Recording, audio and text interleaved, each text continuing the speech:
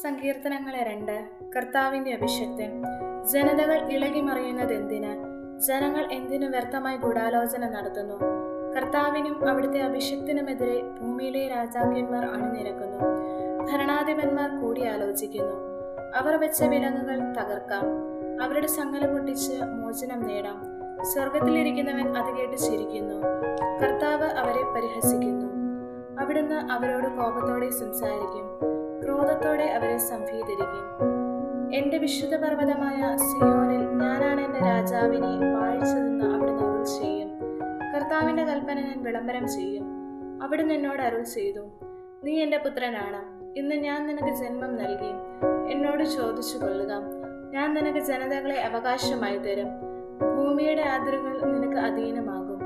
ഇരുമ്പ് ദണ്ടുകൊണ്ട് നീ അവരെ തകർക്കും, മൺപാത്രത്തെ എന്ന പോലെ നീ അവരെ അടിച്ചുടയ്ക്കും. രാജാക്കന്മാരെ, വിവേകമുള്ളവരായിരിക്കുവിൻ. ഭൂമിയുടെ അധിപന്മാരെ, സൂക്ഷിച്ചു കൊള്ളുവിൻ. ഭയത്തോടെ കർത്താവിനെ ശുശ്രൂഷ ചെയ്യുവിൻ. വിറയലോടെ അവിടുത്തെ പാദം ചുംബിക്കുവിൻ. അല്ലെങ്കിൽ അവിടുന്ന് കോപിക്കുകയും നിങ്ങൾ വഴിയിൽ വെച്ച് നശിക്കുകയും ചെയ്യും. അവിടുത്തെ കോപം ക്ഷണത്തിൽ ജ്വലിക്കുന്നു.